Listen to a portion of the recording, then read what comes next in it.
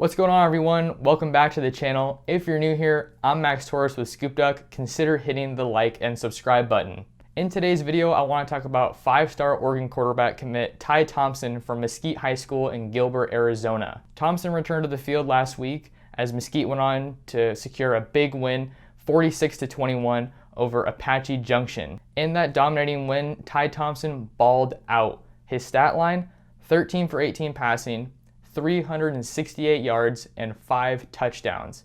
What's more impressive is that he did all of that in just one half of action. I wanted to sit down with Ty in a Zoom interview to learn a little bit about what went well, what didn't go well, and what he wants to improve on as the season progresses. Aside from that, I wanted to talk to Ty about a couple of other things. I wanted to learn about his thoughts on the Pac-12's return to play, his thoughts on Oregon's schedule, some games that he's excited to play in once he gets here to Eugene, as well as the 2021 class, which is on a record-setting pace and is set to finish here in the coming months. That's enough from me. I want to hop into this Zoom interview with Ty, and I'll see you guys after. All right, now I want to welcome in Oregon five-star quarterback commit Ty Thompson. Ty just recently kicked off his senior season. And Ty, man, how's it going? Thanks for being here. I'm doing great. Thank you for having me. Of course, always great to talk to you guys and see how the season's going as you play through these last couple of years. So kind of just want to start off, as I mentioned, you started off your season 46-21 win over Apache Junction. Tell me about the game. How did it feel to be back out there? It was a lot of fun to be back out there with my guys. It was a fun offensive game. Obviously, you saw the score. We scored big in the first half. They kept, trying to come back in the second half. So we were kind of, we let them score a little bit. We had our third strings in there towards the end of the game, so they put up a few points. But overall, it was a good game, and I'm really proud of our guys and how we played.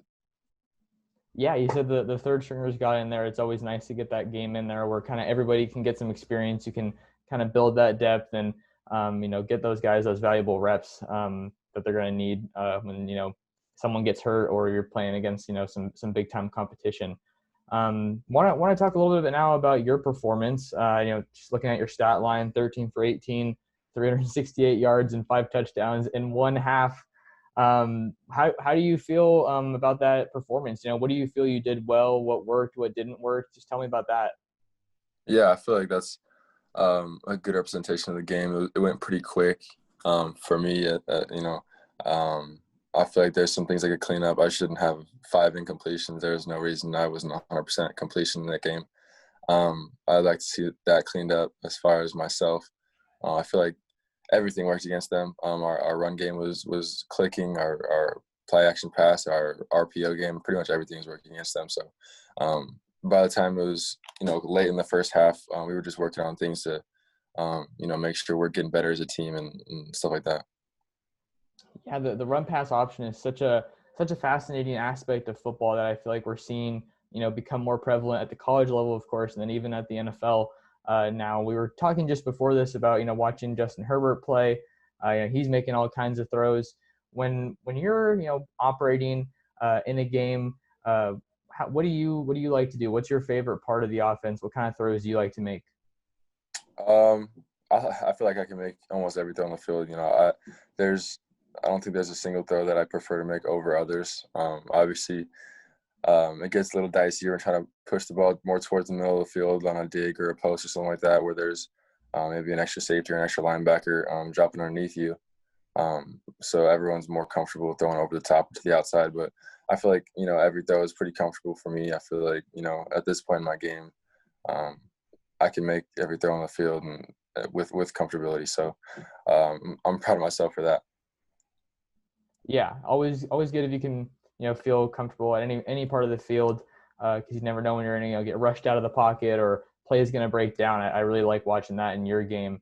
So you feel like you can make all the throws now, but you're obviously a pretty polished prospect. But what do you kind of want to work on as the season progresses and you kind of work towards your arrival in Eugene? Yeah, like I said earlier, probably just the 5 incompletions. I feel like that was just a little bit too much in that game. I'd like to clean up a little bit on that accuracy, a little bit on the communication with my receiver because there's a few incompletions that was just a miscommunication. So making sure my touchdowns and yards are in the same spot, but as well as my completion percentage and, understanding the offense with the guys and making sure everything's clicking at the same time is just as important. Yeah, always want to make sure that the team's, gelling together. That's a lot of, pressure that's kind of put on you as a quarterback. You guys start the season with a really dominant win, but tell me a little bit about your thoughts on the team as a whole this year. I know you guys won the state title in Arizona last year. Tell me a little bit about kind of what the goals you have for this year. Obviously, with the big win like that last year, we're just trying to get back to the same spot and be just as successful, maybe with even, without the 3 losses during the season. So, I feel like this team's just as driven, just as together, just as tight as last year's team. Got a lot of the same talent, a lot of young talent coming up that's, just as hungry as us. So I'm really happy with this team, that we're all on the same page trying to get back to the same place we were last year. Okay, yeah, we'll see if you guys can polish things up a little bit after having some of those losses last year. I like that point that you made. A lot of young talent coming in. One thing that I'm interested in is as a 5-star quarterback and you got command of this offense. Everyone knows Ty Thompson when they're thinking about Arizona football. What's your kind of approach to mentoring the quarterbacks that come in behind you? Like, hey, like I know that I'm the guy now, but when I take off and go to Oregon next year, it's going to be your team. Right. Actually, in the second half when we put in the backup, I was on the sideline. I felt like I was the coach. I felt like it was like my obligation to be there, giving him the signals and, telling him what he's doing and helping him with the protection and the plays and getting the running back on the right side and just little things. I just feel like, it's a personal thing. It's my responsibility to make sure everyone's ready. When I leave and, if something were to happen, make sure the team is ready for something without me. Yeah, I like what you say there, kind of turn into a coach once you put in your work. One thing that's so crazy is like all the signals and the signs that you see people holding on the sidelines now. Just as a quarterback that has to know the playbook, know the offense, how do you kind of process that? Looking over to the sideline, everyone's yelling and your coach is giving you all kinds of signals. How do you kind of all process all that?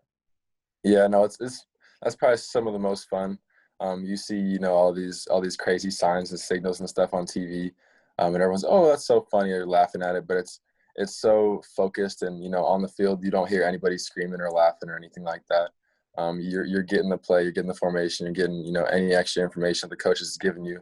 It's right into the huddle or right to the line of scrimmage. If we're a no huddle team, and that's some of the most fun is getting the play, getting the guys set. And then just looking at the defense, making sure everything checks out and it's the right play. So getting those signals and looking at the defense and making sure we're all ready is some of the most fun. Like those split seconds is some of the most fun parts of the football game for a quarterback for sure. Certainly sounds like a high adrenaline situation. You mentioned that sometimes you're going no huddle, it sounds like, and then sometimes it's kind of more traditional. Maybe you have to chew the clock depending on what the situation is. How does the offense that you're running at Mesquite maybe compare or translate even to what you're going to be running at Oregon? Yeah, I think it's pretty similar. Coach Harrod is trying his best to make sure I'm as ready as possible for the next level. So we will slow down and huddle up if we need to, if there's a situation where we need to. But most of the time we are fast-paced, high tempo, no huddle, like get to the line, we're giving signals and we're going type of team. So, and Coach Moorhead likes to do both of those things. So, I feel like both of those things are pretty similar to the offense at Oregon, and I feel like I'll be ready for sure when I get up there. All right. Sounds like it'll be a pretty seamless transition, and I know that it'll be nice that you're going to be up here. Sounds like as soon as possible to start learning the playbook and getting comfortable in Eugene. Want to transition now a little bit from your high school performance to the Pac-12 and kind of your outlook at Oregon. We got some big news this in recent weeks with the Pac-12 announcing that they're going to be coming back to play. They're the last Power 5 conference to make that announcement and make that move following the Big Ten. So as a recruit, what was your reaction to the Pac-12 saying we're going to do this thing? I was just really excited to get to see them play, get to see all the stuff that we've been talking about, and they've been recruiting me, showing me everything that's the process of this whole last off season. Usually you get to see it come to action.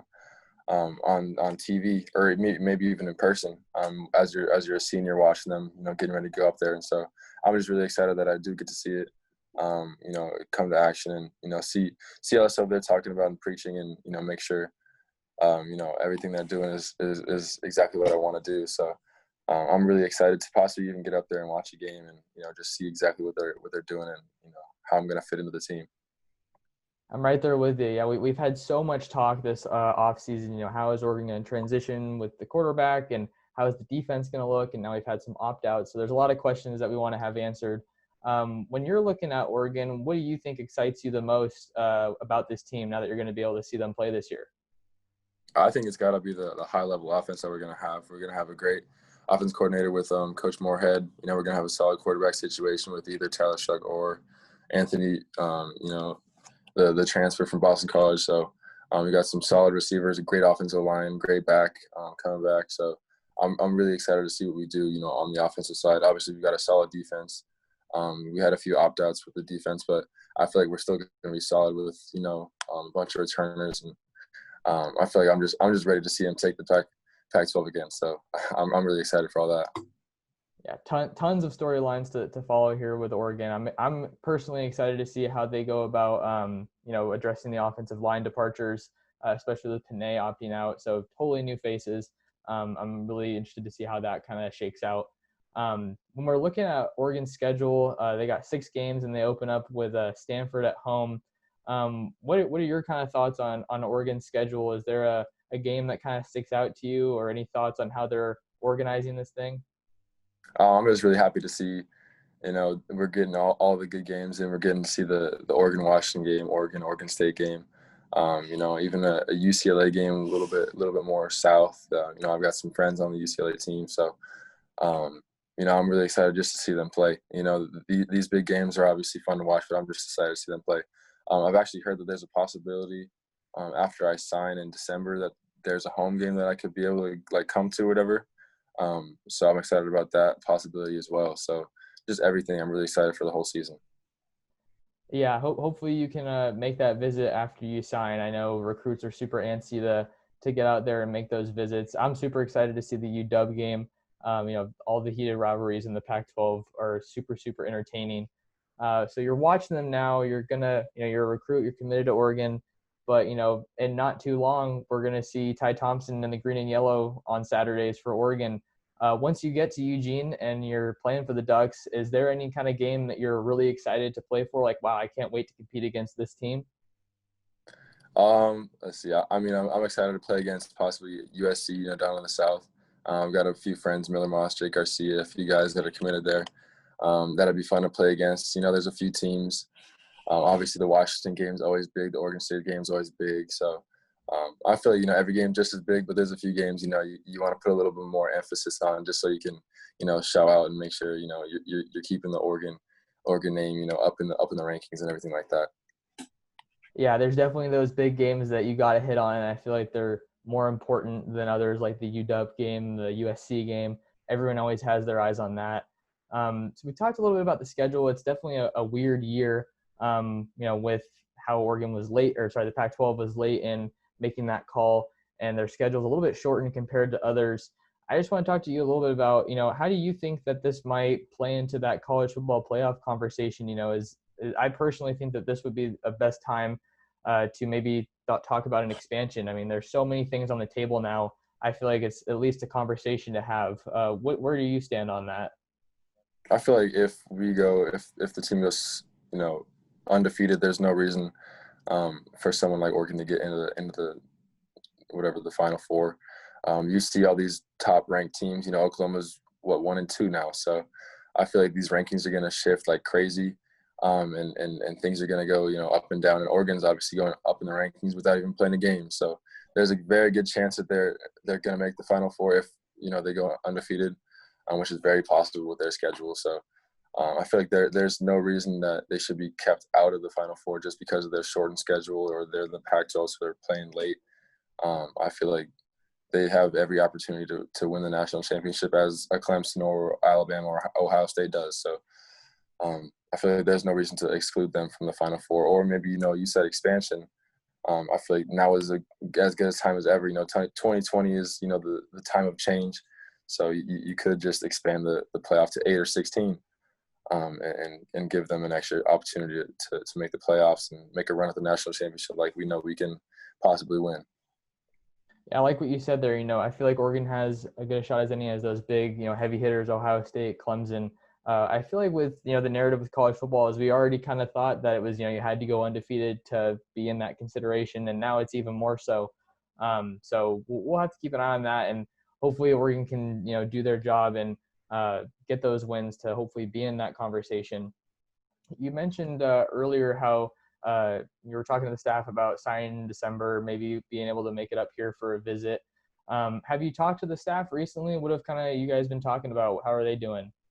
Yeah, we talk on the phone at least once a week, and then we text pretty much every day, the whole staff pretty much, just making sure everything's okay, everyone's safe down here. We've got a lot of stuff going on. I'm making sure I'm healthy and having fun with football, and everything's going well with that. And they're just family-driven guys, and they're making sure part of the family is always doing well. So I'm really happy that they're still recruiting me how they are. I've committed, but they're still making sure I feel like family and like a recruit still. So it feels good to make sure they're special people recruiting me as a kid and as a family member and as a football player as well. Yeah, I talked to so many recruits and they say, even though I'm committed, I'm still being recruited. Like you just said, it's really a never ending process until you guys, sign and then actually get here. One thing that's been really cool that I've learned about, the recruiting process is coaches will go, to no end to, establish that relationship or make that unique connection. Some players have told me that the Oregon staff has played video games with them and are all stuck at home. So everybody's on the sticks nowadays. Has there been anything kind of like that with you and the Oregon staff? Talk to me a little bit about, what you feel your closest relationship is with an Oregon coach and, what makes it special for you. I'd say my closest relationship is definitely with Coach Moorhead. Obviously it's got to be pretty much like that with, how he is with the offense and with the quarterbacks. He's real close with them. But I feel like the most interesting, story, I was up there. We were just waiting in between like a meeting or waiting to do something. We were just up in the players' lounge, and there's a ping pong table up there, and I mentioned that I'm pretty good at ping pong. And one of the recruiters, Keanu, just, you're good at ping pong? Oh, let's play a game. Absolutely claps me. Like, not even close. I don't even think I scored a point. So that was fun. Obviously, it's not fun to lose, but it was fun just to he's treating me like family, beating me off the bat. So it was just a lot of fun. They're just good family guys, and I'm happy to be a part of the family. Right on. That's great to hear about the family connection that you have. I love ping pong myself. It really does get intense, especially when you get those guys that are like 10 feet off the table just winding up on you and their servers are crazy. That sounds like a super fun story. Just a couple more for you here, Ty. When we're looking at recruiting and kind of you as a recruit, I'm sure you're getting a little tired of hearing it by now, but you did get that distinction as a 5-star, in the recent months here. What does that mean to you, being someone that's dedicated so many years into this craft and going to a big name school like Oregon and having that headliner 5-star quarterback? You said, I might be getting tired. I don't think I'll ever get tired, hearing that come out of somebody's mouth, Ty Thompson, and then the words following it, 5-star quarterback, that just, makes my heart warm because that's just something that I've dreamed of. I feel like I've always had the talent, the everything that it takes to be a 5-star, and I'm finally being recognized and people are believing in me as well as I believe in myself. So I feel like that just attributes, to my hard work and my dedication, like you mentioned, over the past, however many years I've been playing football. I've always been working for this moment, and I knew I was going to be special, but, this is just something that I dreamed of as a kid, and obviously going to one of the best teams in the nation, Power 5, best school in the Pac-12, it's just a dream come true. Everything is just really coming to reality as, a childhood, a memory turning into like a real life thing. So I'm just happy to be, on this ride. Awesome. I mean, I feel the same way. You say, just happy to be on this ride. I feel like, for all those years that you've been, putting that work with football and, getting to see that dream become the reality, that kind of, is cool for me to hear because I'm, just a journalist, but I'm not out there putting in the blood, sweat, and tears that you guys are, but I, try to tell your stories and share it with people. So I love that you say that. With signing day approaching here, Oregon's 2021 class doesn't have too many spots left. and they're going for, some big names.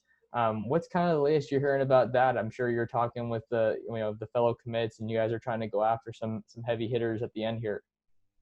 Yeah, there's a few big time players that we're hoping that we've got on lock. There's a few kids that are on the bubble that we're still trying to get. So I won't mention any names. We've got a few kids coming that are going to commit here pretty soon in the next coming weeks that are pretty big names that'll be big for us. Like you said, there's only a few spots left, so I'm not sure who else outside of these names that I know of are going to come or are considering us strongly. So, but I am excited about this class we have right now. If we finish this class off right now, I feel like we have just as good a chance as anybody to win the national championship. We're top 3 with Alabama and Clemson or whoever, Ohio State actually. So that's just crazy to be up there with those names. But we're not done. We've got pretty much a lock on a few other big time names, and some bubble guys that we could definitely make a name for ourselves with. So I'm just really happy with this class and how we're turning out. Awesome. Yeah, we can't wait to watch the fireworks go off here as signing day comes in, and I'll be seeing all the tweets coming in about, oh, welcome this player. Those are always a fun thing to look at. What I want to end the interview here on. So you talked about there's a couple guys that look like they're locked in that we maybe haven't heard yet, but some big names are out there that are still trying to make that decision. They're wrestling with it. As a commit at Oregon, what's your recruiting pitch to these players? Why should they come to Oregon versus any other school that's coming after them? Well, I just tell them that we're coming after the best Oregon class in the nation. We're trying to make a name for ourselves as far as within Oregon. And then we're going to make our name for ourselves within the Pac-12, win the Pac-12 every year. And then win a Rose Bowl. If we make it to the Rose Bowl, or if we're going to win a national championship, we're going to go to the playoffs and win a national championship. So, people talk about the Pac-12 as, not as, talented or equal as, the SEC or the Big Ten or the Big 12 or whatever. But I feel like, we can hang right with those guys, Oklahoma, Alabama, Ohio State, anybody, put us on the field with anybody. We can play with them. So, I just tell them, as far as talent and football wise, that's what I tell them, but as far as a coaching staff or family, culture standpoint, there's no other team. I've talked to plenty of schools. I was recruited by plenty of schools, plenty of big time schools, and I've never felt the love from anybody that I felt from Oregon. So, they make you feel like family, and it's going to be a lot of fun when we get up here. We're pretty much brothers, these commits we have.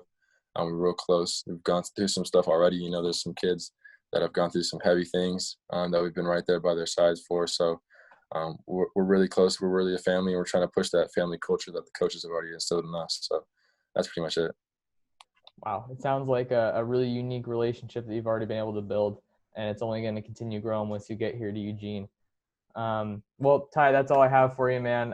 Can't thank you enough for taking the time to talk to me. Keep getting them out there in Arizona. Hopefully you get another dub next week, and I'll catch you later, man. For sure. Yeah. Thank you. All right, guys, that'll do it for another video here on the Scoop Duck YouTube channel. Big thanks to Ty for taking the time to talk to me. It's always fun to see what the commits are up to these days, especially with football kicking off again. Just some other notes to pass along. Oregon cornerback Diamador Lenore opted back in to play in the 2020 fall season today for the Oregon Ducks, so that's a big piece of news. Mario Cristobal gets another recruiting win, so to speak, bringing him back to an already very talented secondary. So that's a big headline to keep an eye on. We'll have more coverage on that on scoopduck.com. Make sure to head over there. We do have a promo going on right now, 50% off, and you're going to want to stay in tune with everything as Oregon kicks off fall camp this Friday. We'll have full coverage of that. Another thing to pass along, I just dropped Torres' take just yesterday, and I gave a pretty in-depth preview of the fall camp here coming up, and I kind of gave my thoughts on some of the headlines that I have my eye on and what we're going to be looking at in terms of position battles and a whole lot more. So you're not going to want to miss that since that just dropped. Other than that, guys, that's all I have for this one. Thanks so much for watching, and I'll catch you in the next one.